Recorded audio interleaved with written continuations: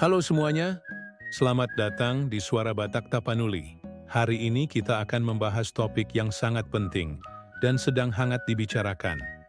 1 tahun pertama pemerintahan Prabowo Subianto dan Gibran Rakabuming Raka. Ini adalah momen krusial. Saatnya kita melihat, apakah kapal yang dinahkodai pemimpin baru ini berlayar ke arah yang benar? Setelah transisi kekuasaan di tahun 2024, harapan publik membumbung tinggi. Masih ingat kan janji-janji kampanye yang begitu manis di telinga? Banyak dari kita berharap ada perbaikan nyata di ekonomi rakyat. Dompet bisa lebih tebal, dan kebutuhan pokok lebih terjangkau. Kita juga menantikan penegakan hukum yang tajam ke atas dan humanis ke bawah, bukan sebaliknya. Reformasi birokrasi yang lincah dan bersih, serta kebijakan sosial yang benar-benar memeluk semua lapisan masyarakat, juga menjadi dambaan kita bersama. Namun, harapan tinggallah harapan. Sebuah laporan komprehensif dari Center of Economic and Law Studies, atau CELIOS, yang berjudul Rapor Kinerja 1 Tahun Pemerintahan Prabowo Gibran, memberikan gambaran yang sedikit berbeda, bahkan bisa dibilang mengecewakan. Laporan ini bagaikan cermin yang menunjukkan bahwa ekspektasi besar yang kita gantungkan ternyata belum terwujud.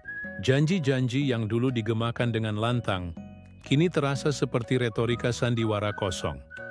Menurut temuan CELIOS, banyak program unggulan yang dijanjikan masih berjalan di tempat, atau bahkan belum menyentuh akar permasalahan. Program makan siang gratis, misalnya, yang digadang-gadang menjadi solusi stunting dan gizi, implementasinya masih simpang siur dan menimbulkan perdebatan soal anggaran dan efektivitas. Alih-alih menjadi solusi, program ini justru dikhawatirkan membebani APBN tanpa hasil yang jelas.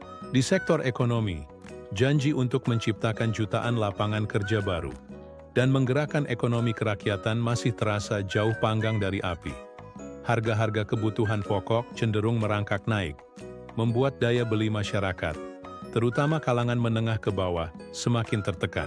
Stabilitas ekonomi yang dijanjikan terasa goyah di tengah ketidakpastian global dan kebijakan domestik yang belum memihak rakyat kecil.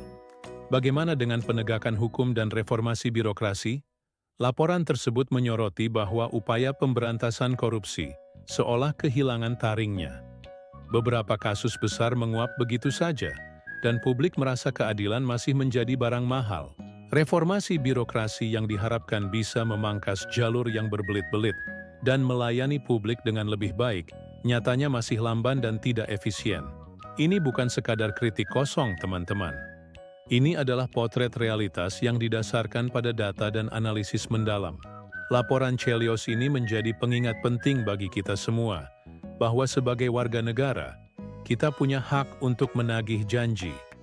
Kita punya hak untuk mendapatkan kinerja pemerintahan yang lebih baik, bukan hanya sekadar narasi dan pertunjukan di atas panggung. Krisis kinerja ini adalah sinyal bahwa ada yang perlu segera diperbaiki. Jadi, apa langkah kita selanjutnya? Teruslah menjadi warga yang kritis dan peduli. Mari kita kawal setiap kebijakan yang dibuat. Suara kita sangat berarti untuk memastikan pemerintah bekerja demi kepentingan rakyat, bukan segelintir elit. Pemerintahan ini masih punya waktu untuk berbenah, dan tekanan dari publik adalah salah satu cara terbaik untuk mendorong perubahan ke arah yang lebih baik. Terima kasih sudah menyimak sampai akhir. Bagaimana pendapat kalian tentang 1 tahun pertama pemerintahan ini? Jangan lupa untuk like, share, dan subscribe channel ini, agar kita bisa terus mengawal isu-isu penting bersama. Sampai jumpa di video selanjutnya.